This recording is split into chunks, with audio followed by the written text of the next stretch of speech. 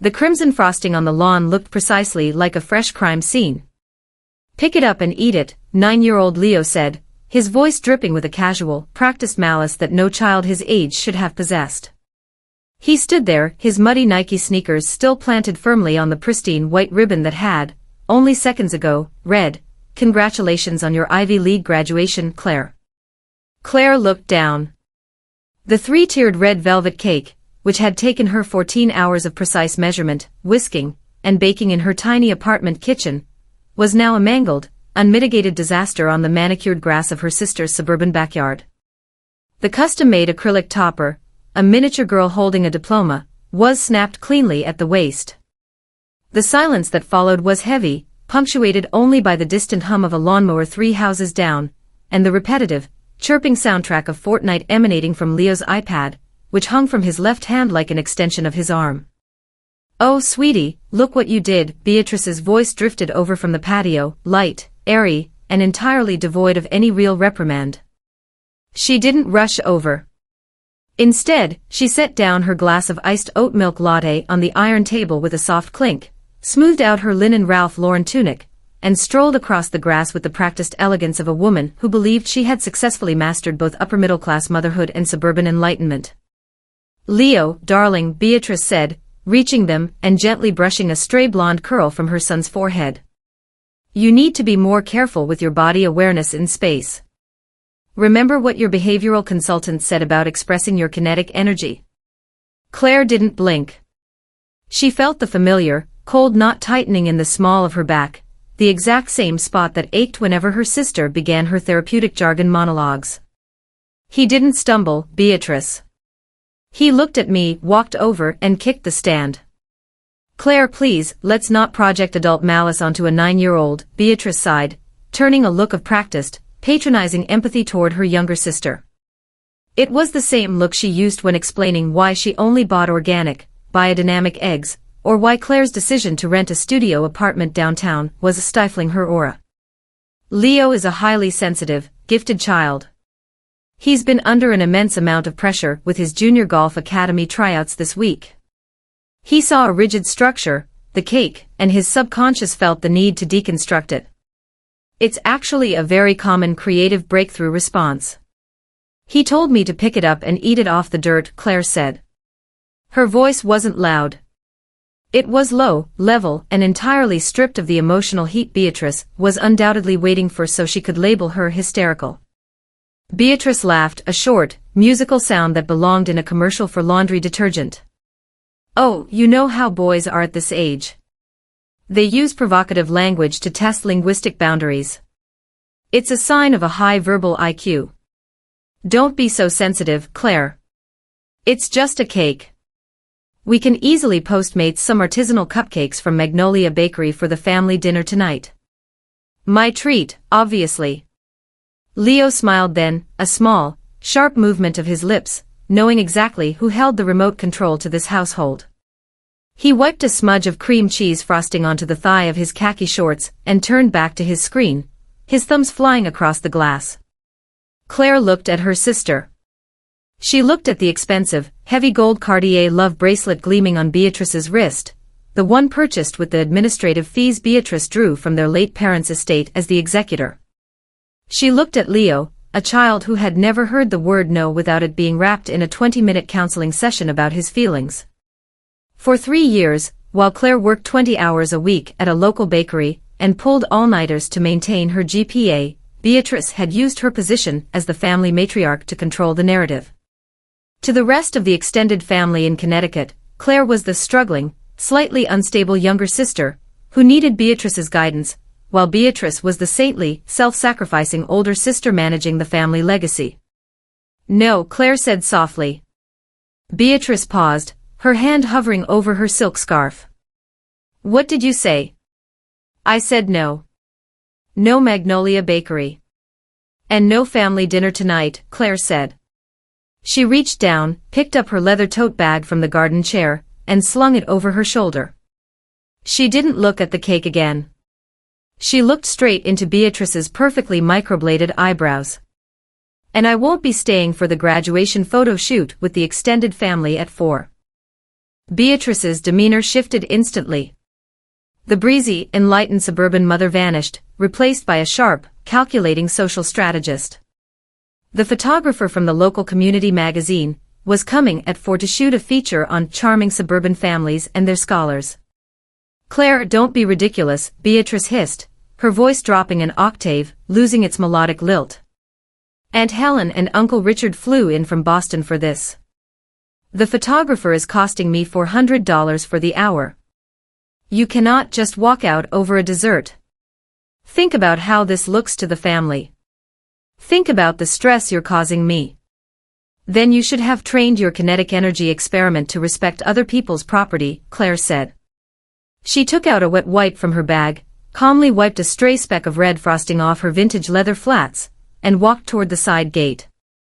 "If you walk out that gate, Claire, don't expect me to sign off on your relocation allowance from the trust this month," Beatrice called out after her, her voice trembling with a mixture of rage and the sheer terror that a neighbor might hear her losing her temper. "You are being incredibly selfish. He is a child." Claire didn't turn around. She unlatched the heavy wrought iron gate, stepped out onto the quiet, tree-lined cul-de-sac, and let the gate click shut behind her. As she walked toward the subway station, the suburban silence enveloped her. Her hands were perfectly steady, but her mind was calculating. For years, she had played the role of the grateful, compliant younger sister, accepting the crumbs of her parents' inheritance while Beatrice managed the estate with an iron fist velvet-gloved in therapy speak. But as Claire looked down at her phone, seeing a text notification from her landlord about the upcoming security deposit for her new lease, she realized something profound. Beatrice's entire power structure relied on Claire's willingness to maintain the illusion of the perfect, harmonious family. The red velvet cake wasn't just a dessert, it was the final payment of Claire's tolerance. And as she boarded the train back to the city, she began to list, with mathematical precision, every single asset, every single lie, and every single social mask Beatrice held dear. It was time to give her sister exactly what she always preached, a total, unrestricted lesson in natural consequences. Claire's apartment smelled of almond flour, bleach, and boundary lines. By Tuesday morning, her phone had accumulated 17 unread text messages and 3 voicemails from Beatrice. The tone of the messages followed a highly predictable, psychological arc, moving from righteous indignation, "Your behavior on Sunday ruined Leo's sleep cycle," to maternal martyrdom, "I spent all morning cleaning frosting off the lawn by myself," to what Beatrice considered a peaceful resolution, which invariably meant Claire doing her a massive, unpaid favor. The latest text, arriving at 8 a.m., read, "Darling, I've decided to forgive your little outburst. Family is family. XO. By the way, the Oak Ridge Community Annual Charity Gala is this Saturday. I promised the organizing committee that my talented sister would provide 100 artisanal lavender Earl Grey macarons for the VIP pavilion. It's for the Children's Hospital. I need them by Friday noon. Love you. Claire stood at her kitchen island, methodically wiping the black granite surface with a microfiber cloth until it reflected the pale morning light like a mirror. She didn't reply. Instead, she put on her denim apron and headed downtown to the Copper Whisk, the high-end bakery where she had worked part-time during her final 2 years of university. "If you wipe that counter any harder, you're going to discover oil, Claire," a gravelly voice muttered from behind the pastry racks. Marco, the bakery's head chef, a cynical, 50-something Parisian who had lived in New York long enough to lose his patience, but none of his accent, was staring at her while aggressively zesting a lemon. "I'm just calibrating my focus, Marco," Claire said, setting up her digital scale. "Families," Marco snorted, not even looking up. "They are like yeast. A little bit makes you grow, too much makes the whole thing spill over the pan and smell like sour beer. Your sister called the bakery line yesterday, you know. Trying to find out if you were emotionally stable enough to bake for her country club friends." Claire's hand paused over the egg whites. "What did you tell her?" "I told her that you are a machine, and that if she wants 100 macarons from my kitchen, the commercial rate is $450, plus a rush fee," Marco said, finally looking at her with a sharp, intelligent squint. She laughed. She said you would do it for free because it is for charity. People who use the word charity that much usually have a tax loophole or a very empty soul. She has both, Claire said quietly. But this time, I'm going to make them for her. Marco paused, his microplane grater hovering in midair. Are you losing your mind? After what that little monster did to your graduation cake? No, Claire said, a cold, slow smile touching the corners of her mouth. I'm just practicing what Beatrice always calls unrestricted experiential learning. She wants to show off her perfect, cultured, benevolent life to the elite of Oakridge. I'm simply providing the medium. Back in her apartment that evening, Claire began the process. Baking at this level was pure chemistry. If the humidity in the room was greater than 40%, the macaron shells wouldn't form their characteristic feet, the delicate, ruffled base of the cookie. If the macronage, the folding of the batter, was done even 3 times too many, the mixture would turn into a runny, unsalvageable soup. For 12 hours, Claire operated with surgical precision. She baked 100 flawless, lavender-hued shells. They were perfectly circular, feather-light, and entirely identical. But it was the filling where the chemistry changed. Traditionally, the ganache required heavy cream, white chocolate, and premium culinary lavender buds. Claire prepared the standard batch, rich and fragrant. Then, she set aside a special batch of 24 macarons, specifically designated for the VIP platter that would be placed at the center of the head table, the table reserved for Mrs. Penelope Vanderhoff, the undisputed matriarch of the Oakridge social scene, and the ultimate judge of suburban refinement. Into this specific batch of ganache, Claire did not add the expensive organic lavender extract. Instead, she infused it with a highly concentrated, entirely food-safe, but violently bitter botanical extract derived from gentian root, the stuff used in anti-nail-biting formulas. It carried absolutely no scent, altered no color, but left an overwhelming, metallic bitterness that lingered on the human tongue for a full 10 minutes, defying even the strongest glass of champagne. On Thursday afternoon, Beatrice arrived at Claire's apartment building to pick up the boxes.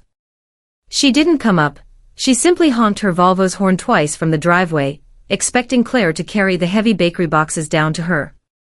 When Claire stepped out onto the sidewalk, Beatrice didn't get out of the car. She rolled down the passenger window, her massive designer sunglasses reflecting the afternoon sun.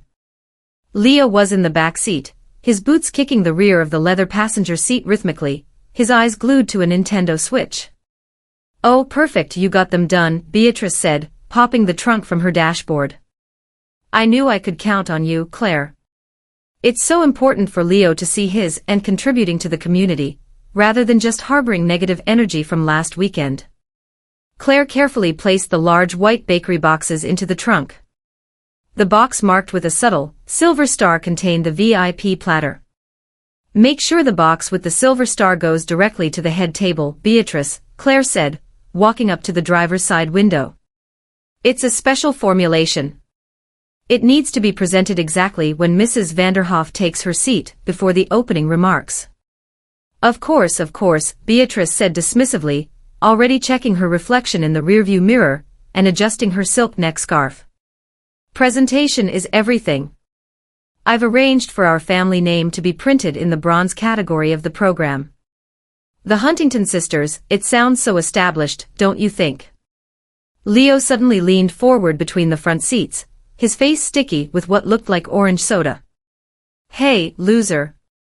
Do these cookies have nuts in them? I want one. Beatrice tapped his knee gently.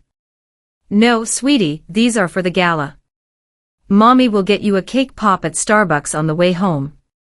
She turned back to Claire, her smile tightening. We'll see you there on Saturday at 2, right? Dress code is garden party chic. Try to wear something less industrial than your usual attire. I wouldn't miss it for the world, Claire said smoothly. As the luxury SUV pulled away from the curb, Claire stood on the pavement, watching the red taillights disappear around the corner. She pulled out her phone and checked her email. There was a confirmation from her estate lawyer regarding the official request for a full accounting of their parents' trust fund, scheduled to be delivered to Beatrice's mailbox on Monday morning. The stage was set. Beatrice wanted a public theater of her own perfection. She was about to find out exactly how much a performance could cost when the audience finally tasted the truth. The manicured lawns of the Oakridge Country Club looked like a living watercolor painting. White linen tents fluttered against a backdrop of weeping willows, and the air was thick with the scent of freshly cut grass, expensive Jo Malone perfume, and the low, polite hum of old money. Beatrice was in her absolute element. She floated through the crowd in a pale mint-green pleated dress, her hand constantly resting on the shoulder of Leo, who looked thoroughly miserable in a stiff linen button-down and navy shorts. "Oh, Penelope, you must try one," Beatrice's voice carried across the VIP pavilion with the piercing clarity of a silver bell. She was gesturing toward the silver platter at the center of the head table. "My younger sister made them. She's a recent Ivy League graduate, but I always tell her, public service and community contribution are the true marks of education." Mrs. Penelope Vanderhoff, a woman whose family name was engraved on the wing of the local hospital, and whose approval could secure or destroy a family's standing in the country club circle, looked down through her tortoiseshell reading glasses. Her expression was neutral, which in Oakridge was the equivalent of an interrogation. "Lavender or gray," Mrs. Vanderhoff murmured, her manicured fingers selecting a perfectly smooth, violet-hued macaron from the starred box. "How ambitious." Claire stood 15 feet away, near the beverage station, holding a glass of ice-sparkling water. She watched her sister's face light up with a mixture of intense pride and manic validation. Around the table, 4 other influential community board members followed Mrs. Vanderhoff's lead, each taking a cookie. "We really must support the Children's Foundation," Beatrice added, leaning in, her eyes shining with the anticipation of a social triumph. "Leo actually helped me carry them from the car. He's so dedicated to philanthropy for a 9-year-old. Mrs. Vanderhoff lifted the macaron to her lips and took a delicate, precise bite. For 3 seconds, the universe seemed to hold its breath. Then, the shift happened. It wasn't a loud explosion, it was a psychological collapse played out on a human face. Mrs. Vanderhoff's perfectly Botoxed forehead twitched. Her jaw locked. The aristocratic composure she had maintained for 70 years violently dissolved as the pure, unadulterated bitterness of the gentian root hit her taste buds. It tasted like liquidated copper, like toxic waste wrapped in a floral lie. Her eyes widened in genuine horror. She didn't swallow. She couldn't.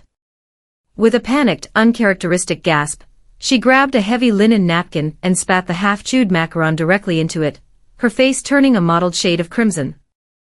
"Good heavens," one of the other board members gagged, her glass of champagne dropping onto the table and splashing over the pristine, 100-year-old heirloom lace tablecloth that Mrs. Vanderhoff had personally donated for the event. "What is this? Is this poison? Water. Get me water." Mrs. Vanderhoff coughed, her voice cracking as she clutched her throat, the metallic bitterness refusing to leave her tongue. The VIP pavilion descended into immediate, elegant chaos. Chairs scraped back. Beatrice's face drained of color so fast it looked as though she had been struck by lightning. "Penelope. I don't understand." Beatrice stammered, her hands flying to her mouth, her voice rising to a frantic, thin shriek. "They're organic. They're artisanal. Claire, what did you do?" But before Claire could even take a step forward, a much louder, more destructive sound shattered the panic at the head table. Crash. A few feet away, at the silent auction tent, Leo had grown thoroughly bored with his mother's social maneuvering.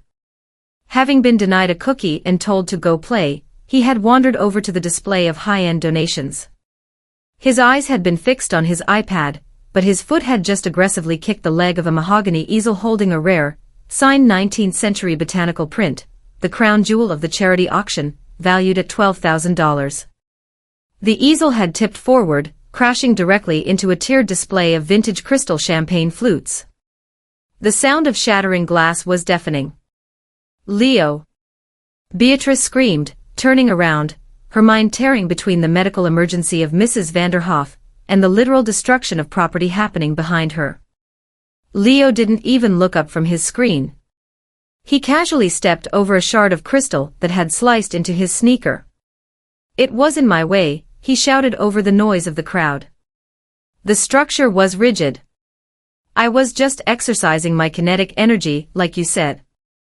The entire pavilion went completely silent, save for the sound of Mrs. Vanderhoff aggressively rinsing her mouth out with San Pellegrino and spitting it into an ice bucket. Every single pair of eyes in the Oakridge elite turned from the shattered glass, to the ruined heirloom tablecloth, to the gagging matriarch, and finally, settled squarely on Beatrice. The social mask hadn't just slipped, it had been pulverized.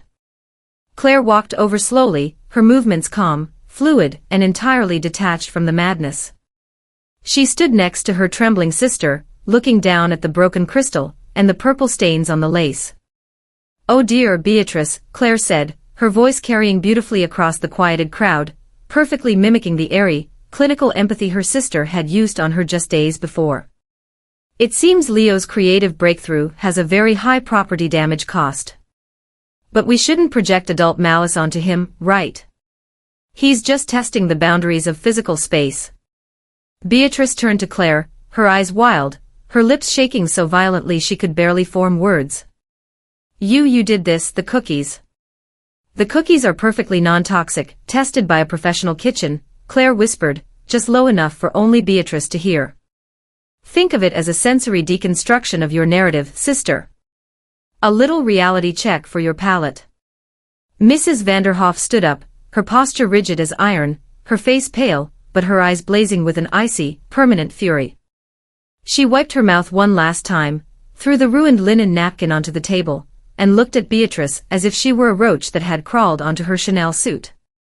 "The Huntington family," Mrs. Vanderhoff said, her voice dripping with an aristocratic frost that made the entire tent feel 10 degrees colder, "clearly lacks both internal discipline and basic hygiene. Security, please escort this woman and her energetic child off the club grounds."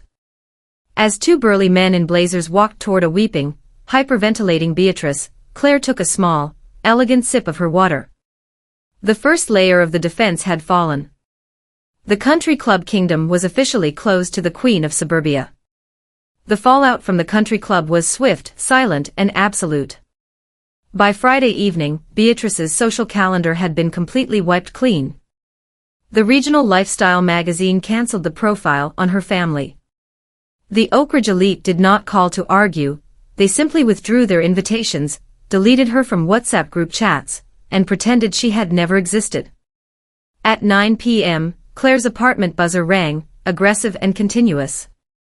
When Claire opened the door, Beatrice stormed past her, smelling of stale Pinot Grigio and cheap desperation. She wasn't wearing her Ralph Lauren linens anymore, her hair was pulled into a messy knot, and her eyes were bloodshot. Behind her, Leo marched in, immediately dropping onto Claire's velvet sofa with his muddy sneakers and pulling out his iPad. "You ruined my life," Beatrice said, her voice dropping to a harsh, jagged whisper as she turned on Claire. "Do you have any idea what you've done?" Penelope Vanderhoff told the admissions director at St. Jude's Prep that our family lacks moral governance. Leo's spot for next term is gone. All because of your sick, twisted little stunt with those cookies. Claire closed the door, walked over to her kitchen island, and picked up her microfiber cloth. She began to wipe the pristine surface, her movements rhythmic and calm. "Your son destroyed a $12,000 piece of art and a 100-year-old heirloom, Beatrice. The cookies were just an appetizer. Don't you dare talk about my son." Beatrice shrieked, stepping closer, her hands shaking. "He is a child. You are an adult, a college graduate, a graduate because I manage the family funds to keep you afloat. Have you forgotten Mom and Dad's dying wishes? They told me to take care of you. They told us to stay together." From the sofa, Leo let out a loud grunt of frustration. "Mom. The Wi-Fi here sucks. Give me the password now." "Just a second, sweetie," Beatrice called out, her voice cracking with a terrifying mixture of maternal enabling and rage. When she turned back to Claire, her eyes narrowed into slits. "You owe me, Claire.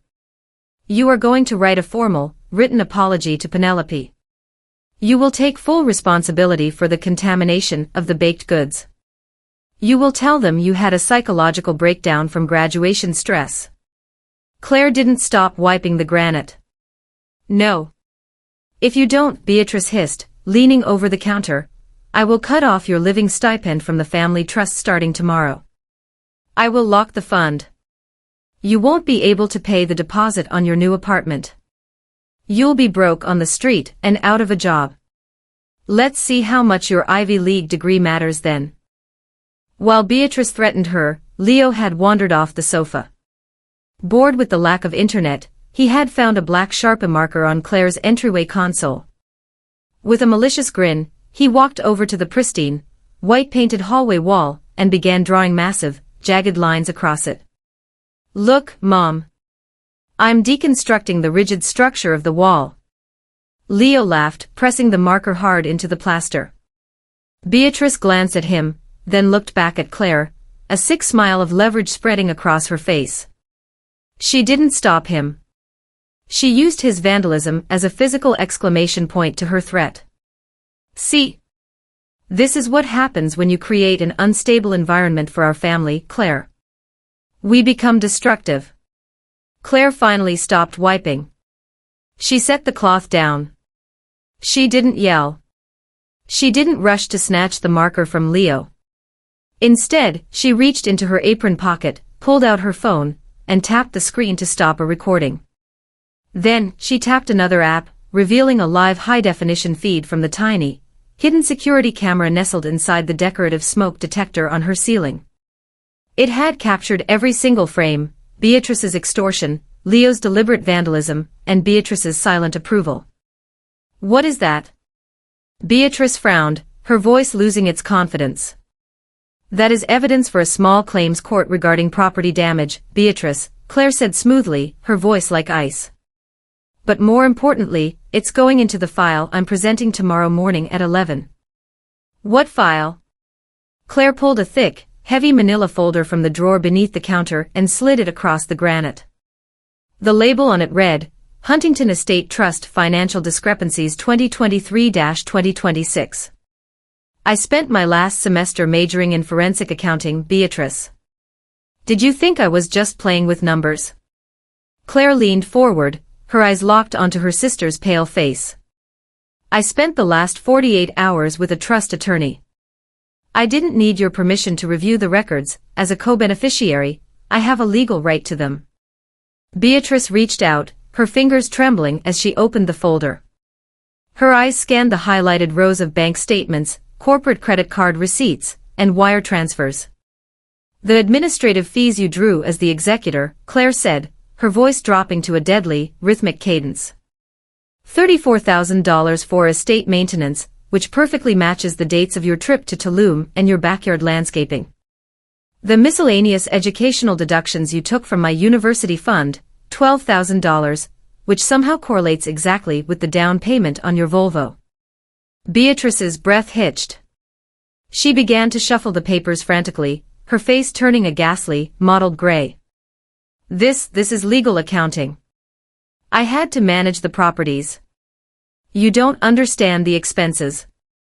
It's called breach of fiduciary duty, Beatrice, Claire interrupted, her tone clinical and unyielding. It's a civil offense and in this state, it carries a mandatory restitution clause and immediate removal of the executor.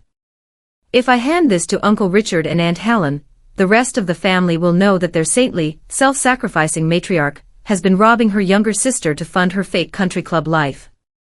Beatrice dropped the papers. She looked at Claire as if she were looking at a stranger, a ghost that had suddenly grown teeth. You wouldn't, Beatrice whispered, her voice cracking. We are blood, Claire. Blood didn't stop your son from throwing my hard work into the dirt, and it didn't stop you from trying to starve me out of my apartment, Claire said. She stood up straight, slinging her apron off her shoulders. The Wi-Fi password is consequences, Leo. But you won't be needing it. Get out of my apartment. Both of you. Beatrice stood frozen, her social power, her financial leverage, and her psychological control evaporating into the sterile apartment air. She grabbed Leo's arm, yanked him away from the wall with a force that made him cry out in surprise, and stumbled out into the hallway, leaving the manila folder behind. Claire walked to the door, closed it, and locked the deadbolt. She looked at the black marker stains on her white wall. Tomorrow was Saturday, the day of the final trust meeting. It was time to close the ledger for good. The mahogany-paneled conference room of Sterling and Vance trust attorneys smelled of old leather, expensive parchment, and impending ruin. Beatrice sat on one side of the 12-foot table, her hands clenched so tightly in her lap that her French manicure was digging bloodless crescents into her skin. Uncle Richard and Aunt Helen sat beside her, looking uncomfortable in their heavy Bostonian wools, while the family estate lawyer, Mr. Harrison, adjusted his gold-rimmed spectacles at the head of the table. Claire sat directly opposite them. She wore a simple, tailored black blazer and a white silk shirt.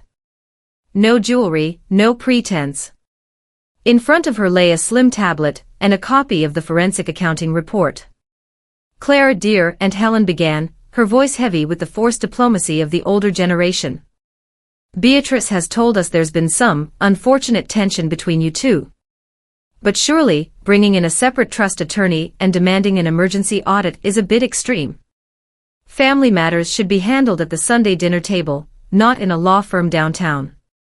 Family matters were handled on the lawn last Sunday, Aunt Helen, Claire said, her voice entirely devoid of emotion.